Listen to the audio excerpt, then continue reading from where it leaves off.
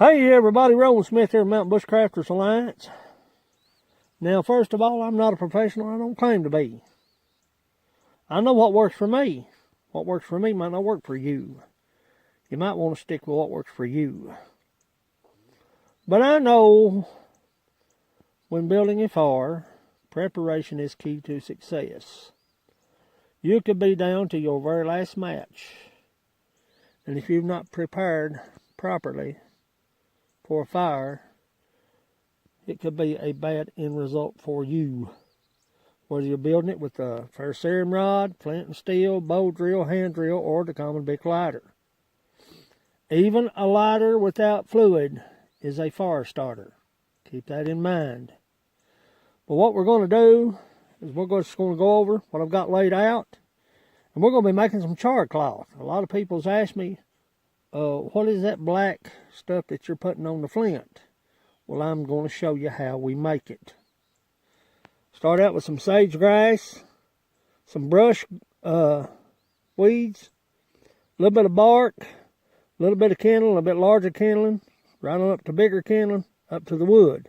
You can go from this to a bonfire with proper preparation. So stick around. Let's get the fire built.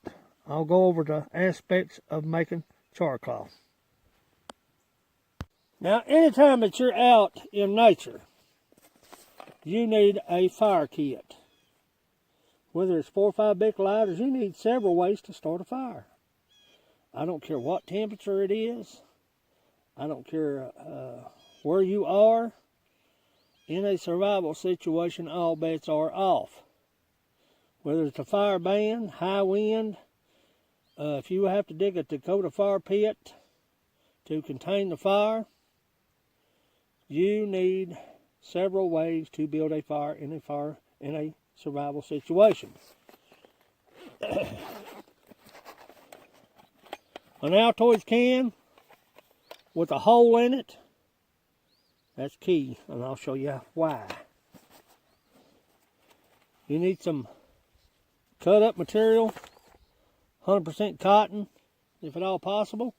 You can use charred wood, but I like using thick Levi material, blue jean material. It catches a spark really well, and it burns longer than just a thin cotton t-shirt. I've got flint. Of course, I've got a Bic lighter. Actually 2.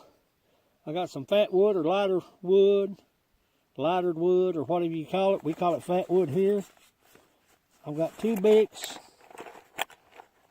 Actually 3 Bics. I've got 3 Bics in there. And I got a ferrocerium rod that has not been used. This thing, yeah, it has too. Right there. It has been used. I've got several of these. But what we're going to do is we're going to get started on the fire. I'm just going to go ahead and build it. Then we'll go over how to make charred cloth. Stick around.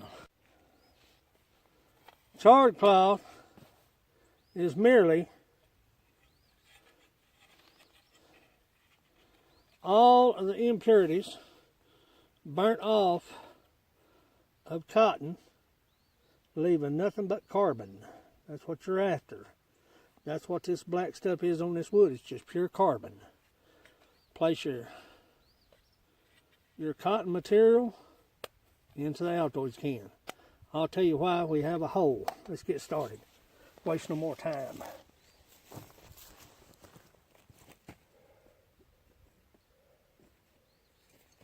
This right here is what we're after.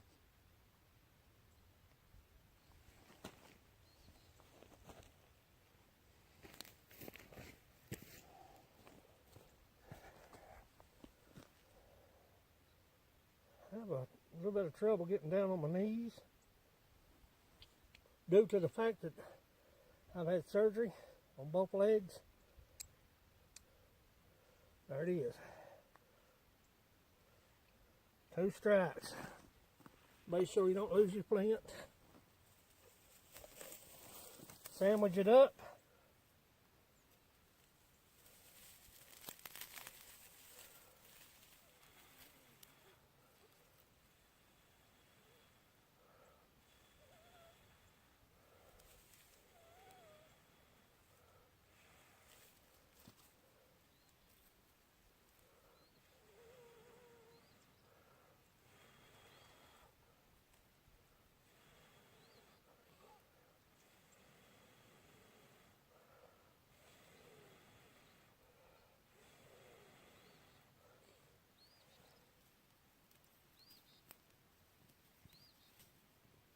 Prep the rest of your stuff and get it in there. It's going to burn fast. Keep that in mind.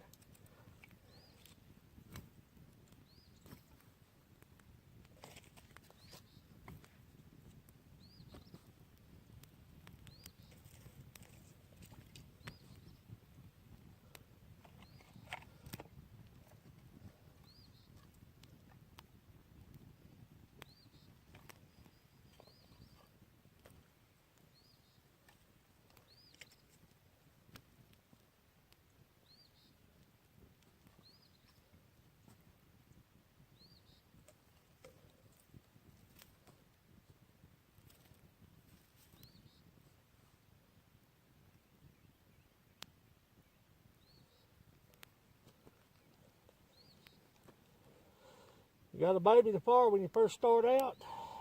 You don't want to go headstrong, headlong. You want to make sure everything's good and caught. Before you start adding, that wood's a little wet. You may have to fan it a little bit, get it plugging along, but it should burn pretty good. Feed it a little bit as you go along.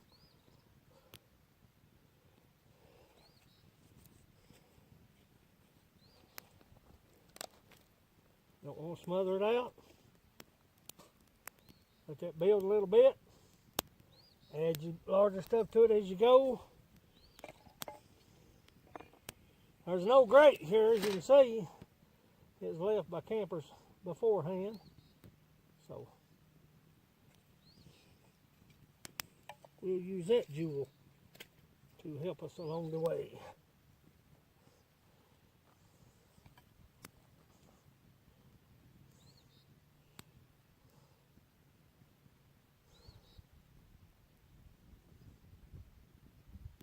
Watch that wind. We've got a water hole over there, and I've got a jug. If it gets too rapid, too hot, too fast, we'll douse it out, move on.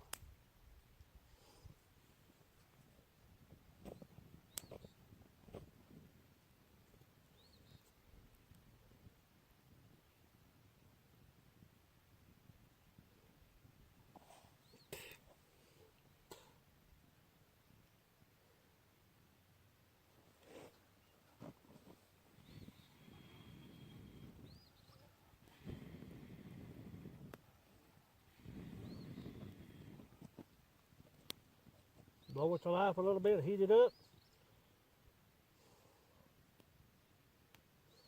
That wood was a little damp. You gotta take your time with this. We'll get this fire started. We'll move on. I don't want to waste the battery power, so stick around. We've got our cotton material inside of the tin. The reason for the hole, it allows gases to escape, leaving only charred cloth. Now the key to it is don't open that can until it's completely cool. If you open that can and it's still hot, it'll automatically turn to ash. Been there, done that. So let's, you'll see it burning off in that hole right there. See that smoke? It's burning off the gases and everything, all the impurities out of that cotton. As you can see, it's smoking right here. Back it off just a little bit.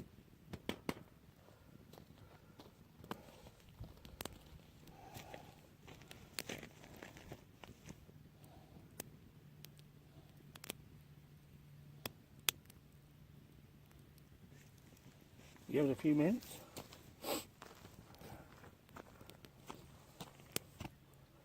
That's all the fire you've got to have. You don't got to have a big raging fire to create charcoal.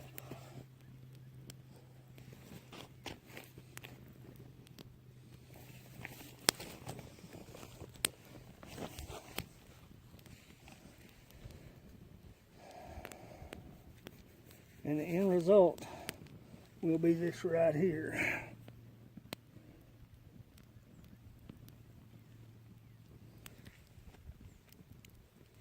So I'd say it's about done. You'll have some that'll be white. That's where oxygen has gotten to it. You're cutting off all the oxygen in that little Altoids can. All the gases are escaping up through the vent hole created in the top of the can. You can use t-shirt. You can use charred wood. This is charred wood right here. You can use charred wood to catch a spark from a flint and steel.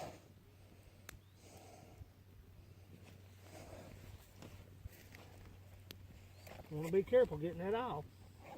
You don't want that to open up. If that by chance opens up, you have lost your char cloth.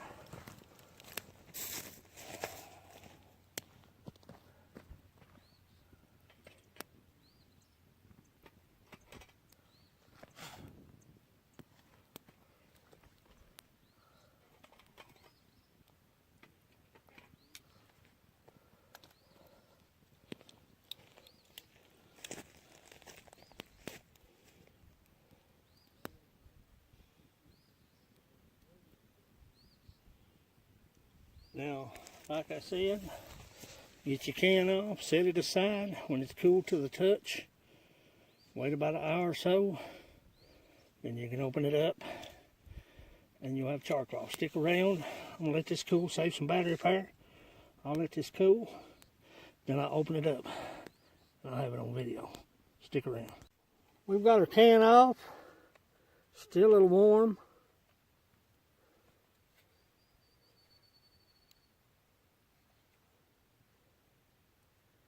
Now, if you ain't got a grate like I had, you can use you just use a couple of logs, or you can even set it next to the fire. It'll get hot enough, it'll burn the carbon off of it.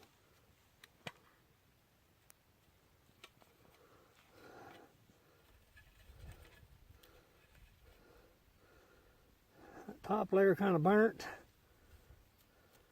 See how crusty? You don't want that. That's what you want right there. There it is. Let it cool completely down. And that's how you make this right here. Good quality char cloth. Put that back in the can. Put my flint and steel back in here. You can use a soup can as long as you can seal it. And have a hole in the top of it using your multi-tool. Punch a hole in it, whatever you want to do. You've got to have a way. See how that carbon, the more gases in it, and that impurities gathered up around that hole. Let me clean that out just a little bit. That right there's still good stuff. It's brittle, but it'll still hold a. You don't want to waste nothing. I'll put that back in there too. Let me clean that hole out just a little bit. Something.